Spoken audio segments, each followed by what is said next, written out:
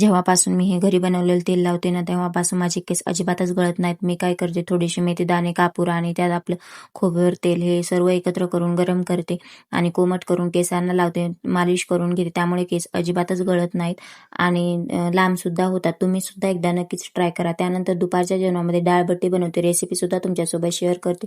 3 वाटी गव्हाचं पीठ, अर्धी वाटीपेक्षा कमी बेसन पीठ, 1 वाटी रवा, ओवा, चवीनुसार मीठ, सोडा आणि कडकडीत असं तेलाचं मोहन घालायचं आहे. व्यवस्थित असं सर्व मिक्स करून घ्यायचं आहे. त्यानंतर थोडं थोडं करत पाणी घालून कणिक मळून घ्यायची आहे. कणिक थोडीशी घट्टसर 10 ते 15 मिनिटं कणिक मुरत ठेवायच्या. तोपर्यंत मी इकडे डाळ बनवून घेतली आणि त्यानंतर कणकेमध्ये आपल्याला असं तेल लावून गोळे बनवून घ्यायचे आहेत. हे गोळे आपल्याला वापरून घ्यायचे आहेत. तुमच्याकडे स्टीमर असेल तर त्यात नसता मग तुम्ही चाळणीमध्ये सुद्धा वापरू शकतो. वाफळल्यानंतर गोळ्यांचा आकार बघा किती फुगलेला आणि वजनाने सुद्धा खूप हलका होतो. त्यानंतर आपल्या आवडीच्या आकारानुसार ते आपल्याला कट करून घ्यायचे आहेत आणि खुसखुशीत अशा तळून घ्यायच्या आहेत.